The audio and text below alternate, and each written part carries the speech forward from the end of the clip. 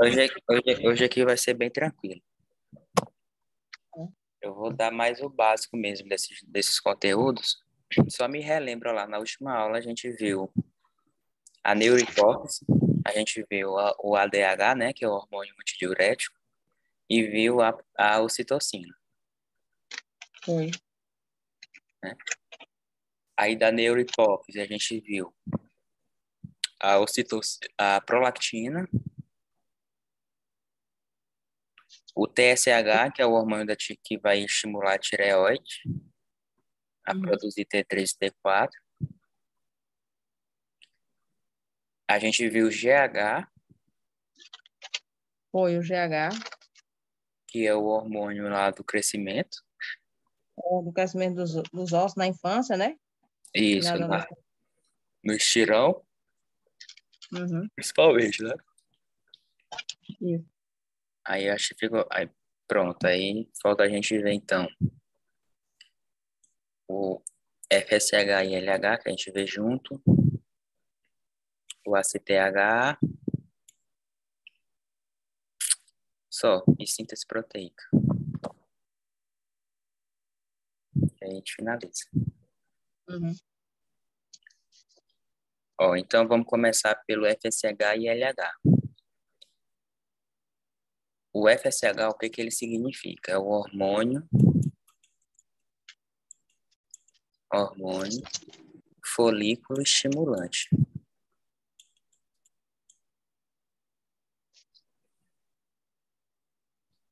Peraí, folículo estimulante.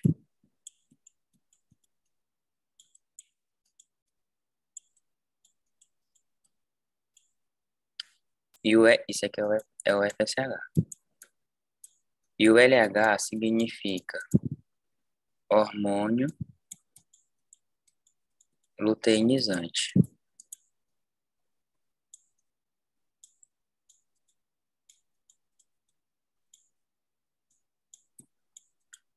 Luteinizante.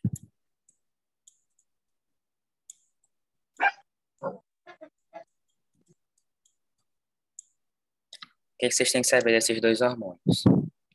Esses dois hormônios, eles estão presentes tanto no homem quanto na mulher. Agora, eles vão gerar respostas diferentes, né? De acordo com o sexo.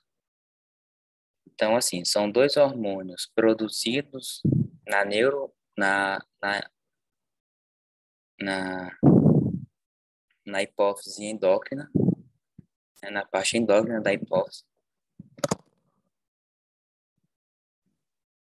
E eles vão atuar onde? Então, primeiro, no homem, eles vão atuar onde? No testículo.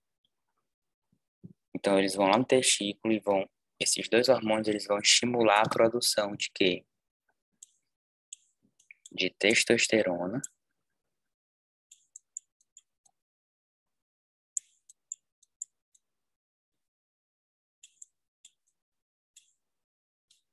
e espermatozoide.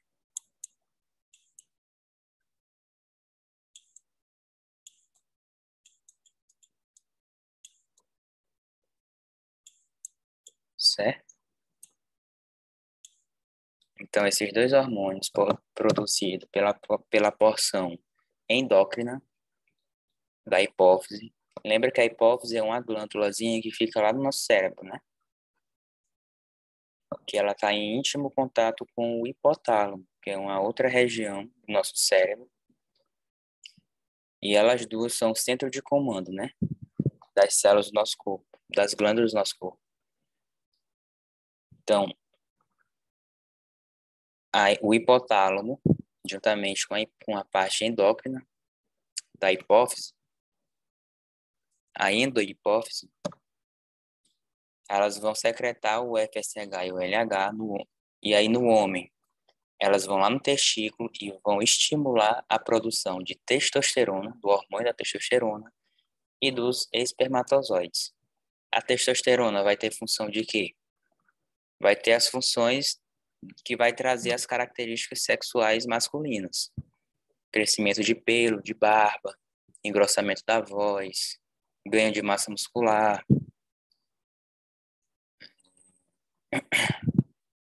aumento de pelo, né, no corpo inteiro.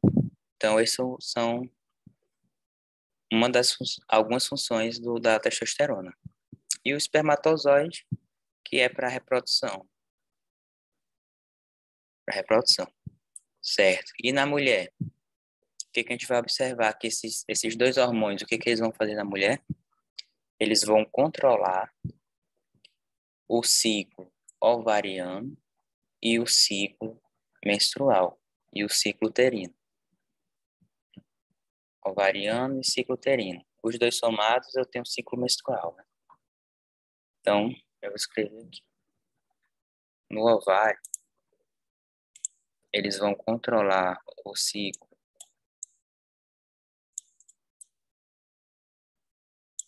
ovariano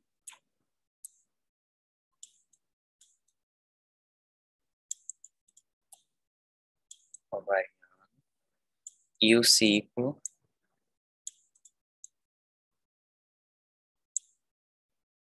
uterino.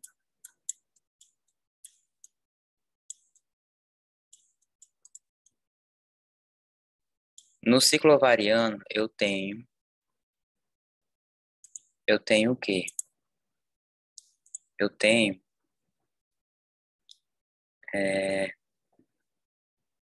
a síntese de dois hormônios, estrogênio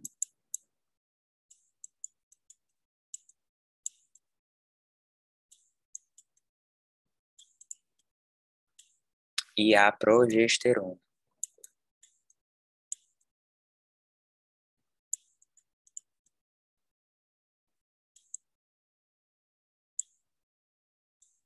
Certo?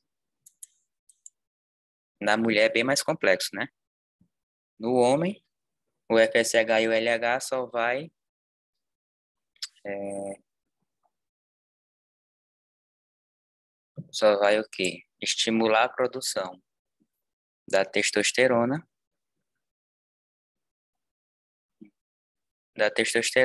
e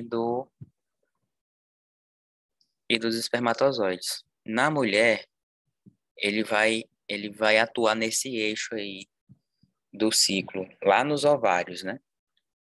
Então, ciclo ovariano, que eu vou ter a produção de dois hormônios, que são a progesterona e o estrogênio, e o ciclo uterino, que nada mais é do que o ciclo menstrual, né?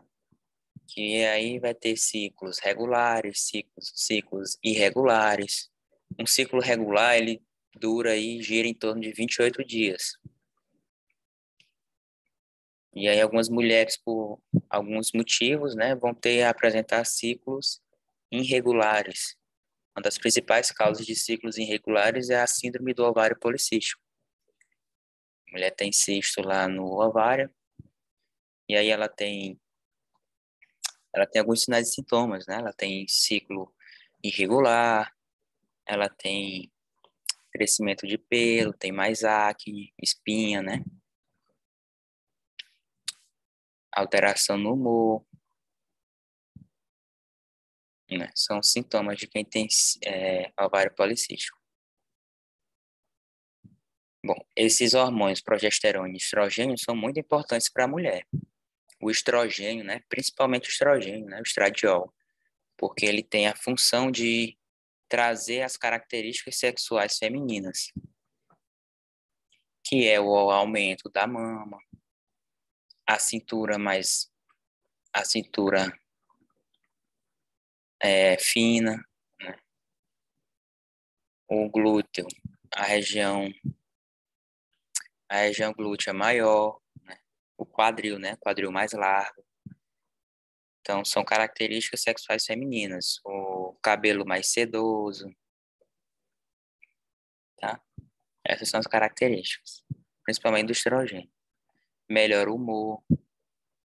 Por isso que quando a mulher entra na menopausa, existe uma diminuição na produção desses hormônios. principalmente do estrogênio, né? Do estradiol. E aí o ideal é que a mulher faça uma reposição desses hormônios durante esse período, né? Pós-menopausa, de climatério, que a gente chama.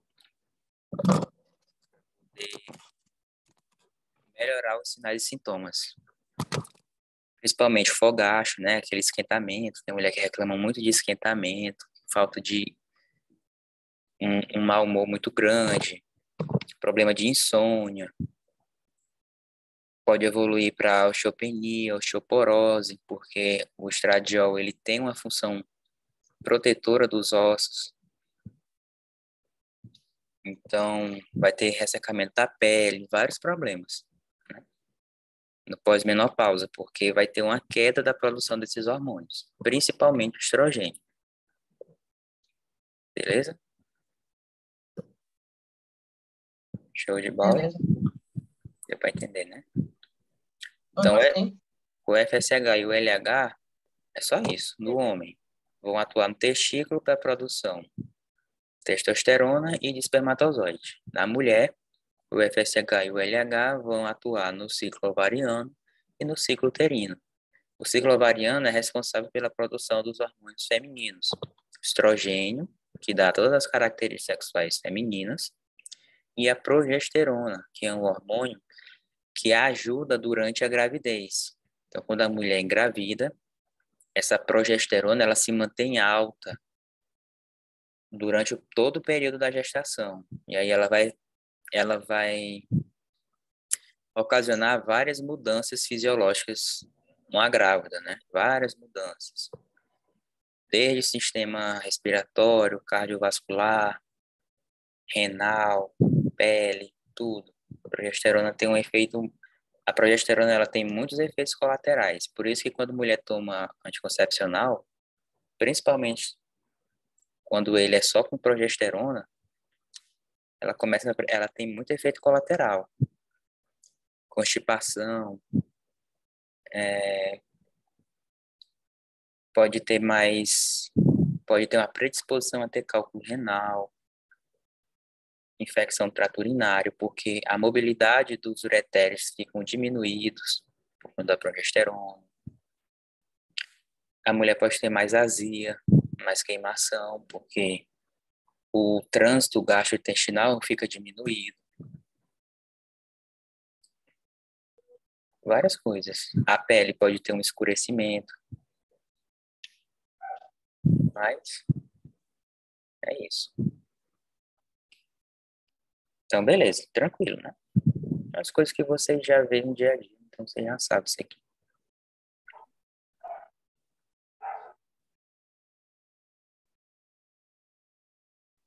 Então, FSH e LH é isso. Se ficar alguma dúvida, vocês me falam.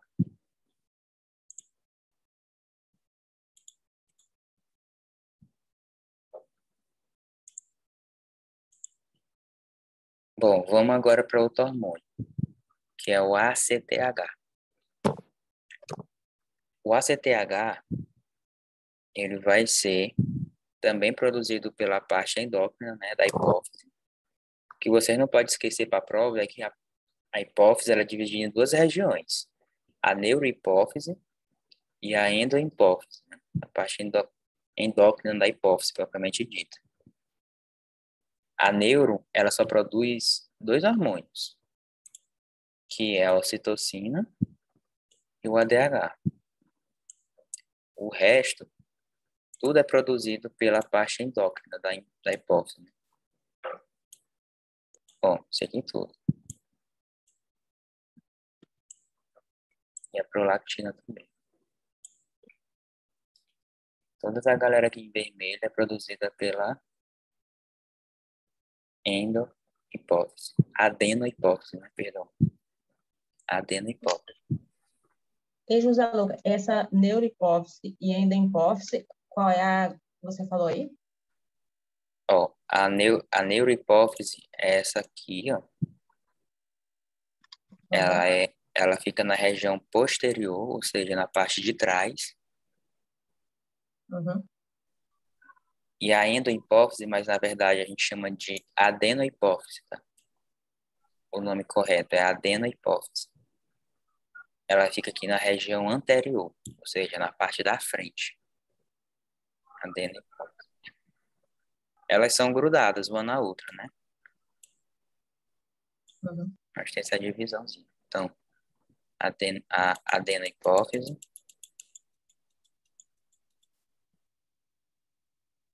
e a região aqui, a neurohipófise.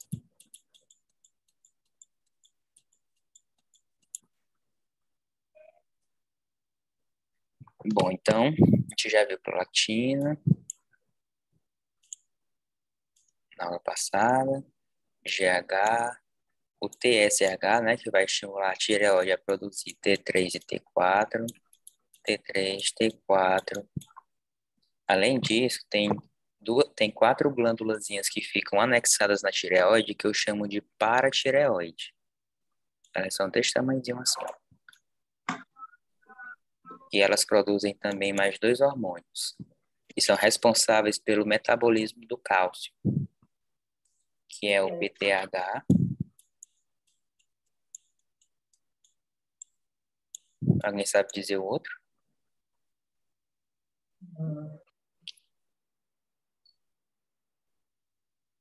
Aqui é o paratormônio, né? PTH.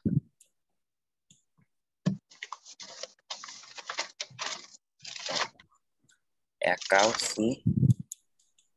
calcitocina.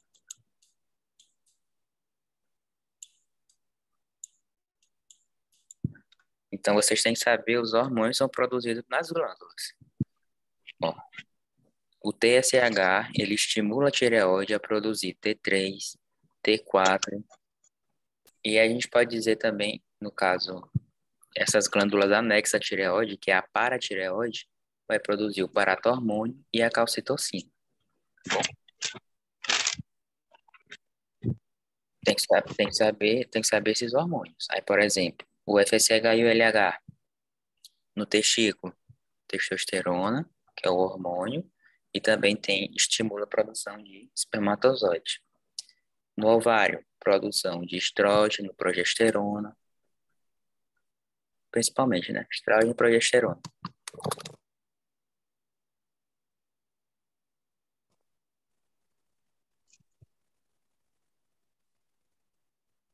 Certo? O ACTH. Esse daqui é o maiorzinho de todos. Por quê? Porque ele vai atuar numa glândula que fica acima do rim. Ó, tá vendo aqui o rim, né? Em cima do rim eu tenho uma glândula pregada nele. Aqui assim, forma de chapéu. Eu chamo de glândula suprarrenal, tá? Suprarrenal. Supra porque está acima e renal de rim. Então é uma glândula que está acima dos rins, ou seja, suprarrenal. E aí o ACTH ele vai atuar nessa glândula, tá? Bom, essa glândula é responsável pela produção de muitos hormônios. Vários hormônios, vários. A gente tem a produção mais principal deles. Vamos elencar aqui os principais. A gente tem a produção do cortisol,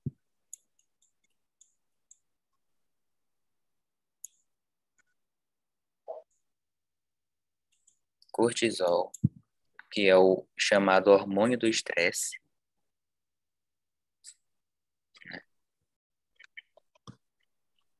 Cortisol. A gente tem a aldosterona,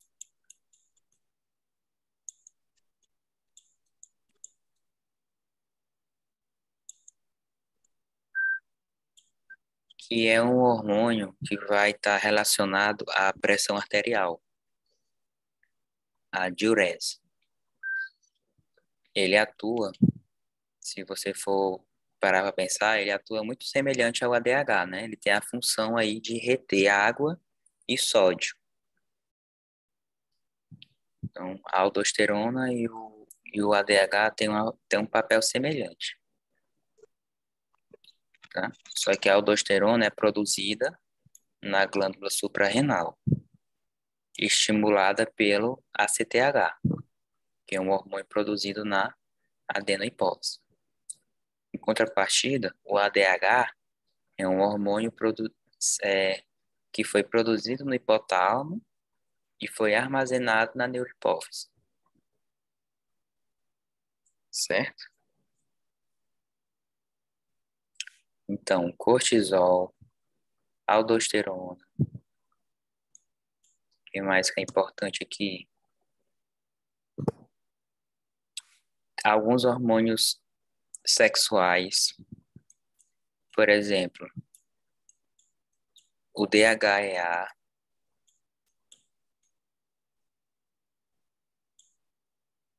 DHEA. Na mulher tem produção de testosterona também. Olha que legal. A mulher também produz testosterona. Mas aonde? Porque mulher não tem testículo para produzir testosterona. Então, onde é que ela produz? Na glândula suprarrenal. Certo? Então, a glândula suprarrenal, ela consegue produzir um pouquinho de testosterona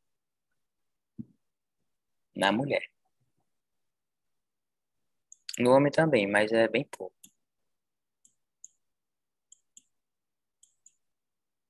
Testosterona, DHEA, aldosterona, cortisol. E também aqui vai ter a produção das catecolaminas, que são adrenalina,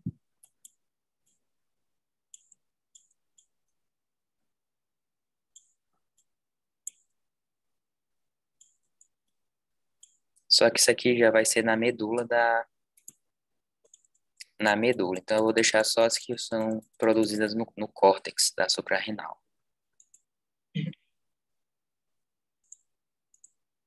Na medula, não vou botar da medula não, porque elas não são estimuladas diretamente pelo ACTH.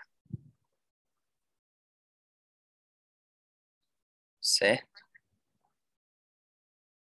Então saibam aí pelo menos esses hormônios aqui, ó.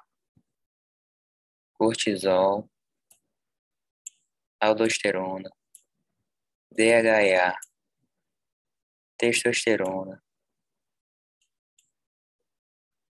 Vou colocar outro. É corticoides,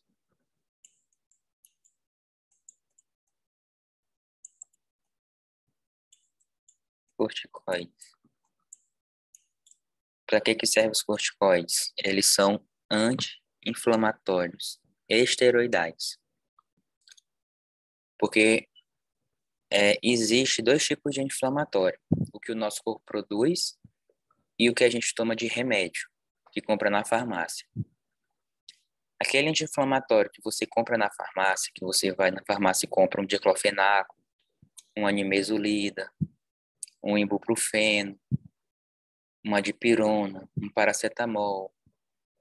Esses anti-inflamatórios, a gente fala que eles são não esteroidais.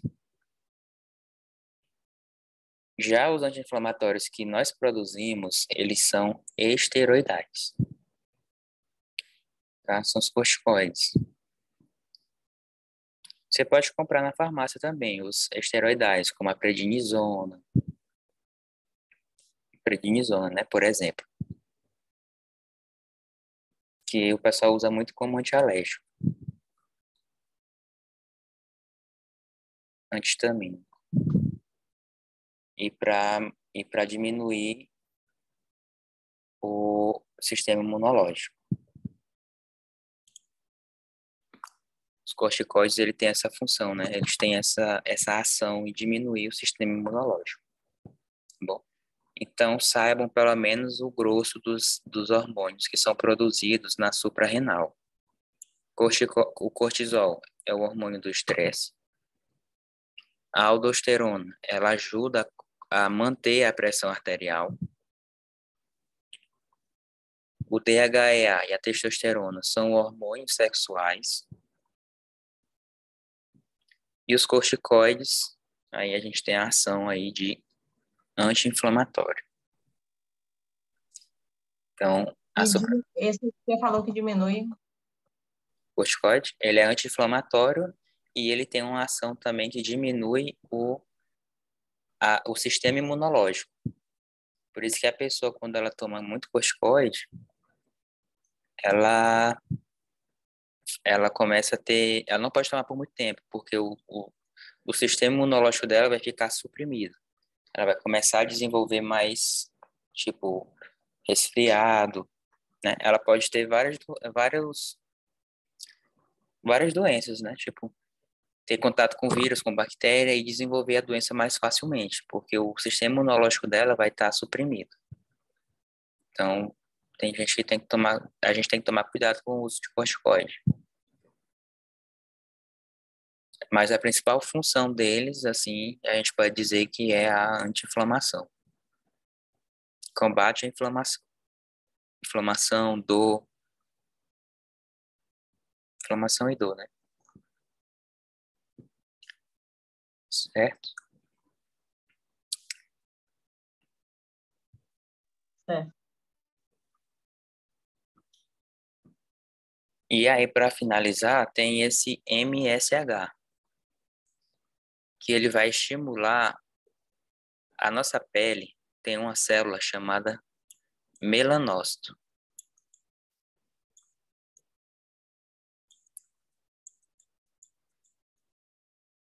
Esse melanócito, ele produz melatonina, que é um pigmento que dá cor à nossa pele. Então, a pessoa que é muito branca é uma pessoa que tem pouca melatonina na pele. Uma pessoa negra é uma pessoa que tem muita melatonina na pele, né? Que é o pigmento na nossa pele. É como se fosse uma tinta, que é produzida por uma célula chamada melanócito. Que é... Melatonina é o mesmo que melanina? Oi? Melatonina é o mesmo que melanina? Melatonina não. A melatonina é um hormônio produzido lá na glândula pineal do nosso cérebro, que é responsável pelo sono. Então, quando anoitece, né, quando os raios solares param de entrar no nosso olho, isso é um estímulo para o nosso cérebro que já está chegando a hora de dormir. Então, nesse momento, a glândula pineal, que é uma glândula que está lá no nosso cérebro, começa a secretar um hormônio chamado melatonina. E aí esse hormônio ele é responsável ali por induzir o nosso sono. Por isso que hoje em dia até virou uma moda já, né? O pessoal popularizou mais. Você já encontra em farmácias a melatonina para você comprar comprimido. Não precisa de receita médica. Você vai na farmácia, compra lá a melatonina, comprimido, e aí quando você for deitar, você toma uma cápsula, um comprimido. E isso ajuda, né? A você pegar no sono. É muito bom, inclusive. Tá? Aqui a melanina é só um pigmento que deixa a nossa pele bronzeada, morena. A pessoa que é branca, que vai para a praia, começa a pegar sol e fica mais morena, queimada, né? Morena. O sol, ele estimula os melanócitos, as células melanócitas, a produzir melanina, que é esse pigmento. Por isso que ela fica ali bronzeada por aquele tempo. Tá? E aí a pessoa negra, naturalmente, ela já tem muita melanina na pele. E uma pessoa mais branca, ela tem menos melanina na pele. Inclusive, a melanina, ela também dá pigmentação para o nosso olho. Então, o indivíduo que tem os olhos azuis, esverdeado, é porque ali no olho tem pouca melanina. Em contrapartida, a gente que tem um olho acastanhado, preto, é porque tem muita melanina. Entendeu? É só uma pigmentação, é o que dá a cor. Certo? Por isso que tem aquelas pessoas que são albinas. Já ouviram falar? Albinas. Já. É uma pessoa que, por um problema genético, o corpo dela não produz melanina de jeito nenhum. Então, se você for ver, ela é extremamente branca, dos olhos azuis, a sobrancelha dela é loura, porque o nosso fio de cabelo também, sobrancelha, cabelo, cílios, aqui os cílios, barba, os pelos no nosso corpo, tudo isso, eles são pretinhos assim, porque eles têm melanina também.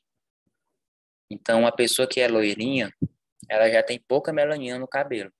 E aí a pessoa que é albina, ela tem assim, ela não tem melanina em lugar nenhum do corpo, nem na sobrancelha, nem nos cílios tudo loirinho. O pelo, todo o corpo, tudo é branco, tudo é loiro, né? A pele extremamente branca, o olho extremamente azul, assim. E aí essas pessoas têm que tomar muito cuidado ao sair, ao pegar sol. Professor, Oi. é uma curiosidade. Igual, digamos, a gente aqui no Brasil é um país tropical, né? Tem bastante sol. Na África também. Aí tem muitas pessoas de tom de pele mais escuro, né? E Sim. já no europeu, na Ásia, geralmente é difícil de ver. Então, digamos que o sol favorece a isso também, aquela pessoa que tem mais contato ao sol, Exato. digamos, mais ou menos, ou não. Exatamente isso. A gente chama isso Uma... de adaptação. Então, aquela população, mas isso leva milhões de anos. Então, aquela população que vivia na região da África, ali, que pegava muito sol, uma forma de se proteger de os indivíduos negros, né, que tinham mais melanina no corpo, eles conseguiam sobreviver mais. Por quê? Porque a melanina, ela fornece uma proteção contra as luzes do sol, contra os raios ultravioletas do sol, que pessoas brancas que não têm melanina facilmente adquirem um câncer de pele, por exemplo. E esse câncer de pele pode evoluir e matar a pessoa. Então, onde tem muito sol, a África, essa parte desses continentes, você vê uma população mais enegrecida, né? Um tom de pele mais escuro, com mais melanina, porque eles precisaram, durante anos, né, milhões, milhares de anos, né, se proteger da luz do sol. Enquanto que na Europa, países mais frios, mais altos, que tem uma incidência de sol de luz menor, não precisou. E aí, os indivíduos mais brancos, que têm menos melanina, eles conseguiram se adaptar bem, né? Sobreviver e se adaptar bem. Por isso. É igual a olhos, não generalizando, mas lembrando de uma população que tenha mais gente do olho mais claro, igual os europeus, né? O também seria o Sim, olho ser preto, como se fosse uma película protetora contra o sol. Aí lá, como também. não tem sol, eles não precisam desse olho preto, negro, igual da gente. Exatamente. Não, exatamente, perfeito. Os africanos Ah, também precisavam muito do melanina, até na íris, né, no olho, para poder proteger dos raios solares. Por isso que é mais escuro, castanhado, né?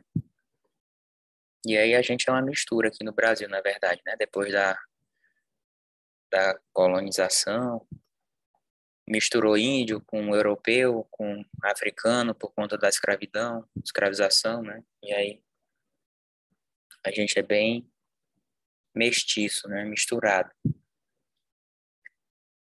Mas é exatamente isso.